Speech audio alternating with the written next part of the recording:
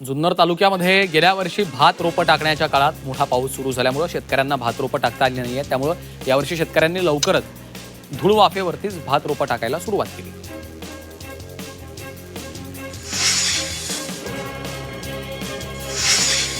वाशिम जिल्ह्यातल्या मंगरुळपीर तालुक्यात वाढती लोकसंख्या आणि पिण्याच्या पाण्याची भविष्यातली गरज. सोनाळा प्रकल्पातून शहरासाठी वाढीव पाणी पुरवठा मंजूर करण्यात आला. त्यासाठी पाईपलाईन टाकण्याचं काम सुरू आहे. मात्र या निर्णयामुळे शेलू बाजार परिसरातल्या शेतकऱ्यांमध्ये चिंतेचं वातावरण निर्माण झालेलं आहे.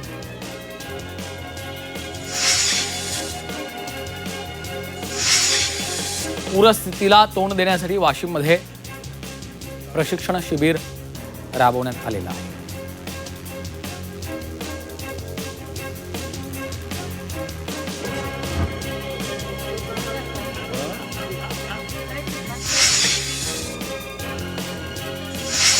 रायगडच्या महाडमध्ये तेलाचा साठा असलेल्या गोदामाला भीषण आग लागली आहे. सुदैवानं आगीत कुठलीही जीवितहानी झाली नाही.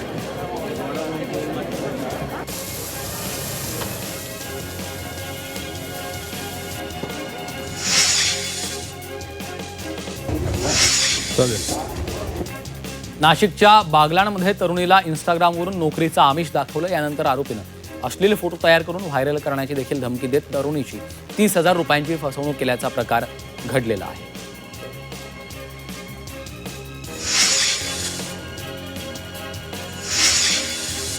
नाशिकच्या मालेगावमध्ये ऑक्सिटोसिनचा साठा जप्त करण्यात आला. या कारवाईत 7 लाखांचा मुद्देमाल जप्त करण्यात आलाय. 2 संशयित ताब्यात असून 1 महिला अजूनही फरार आहे.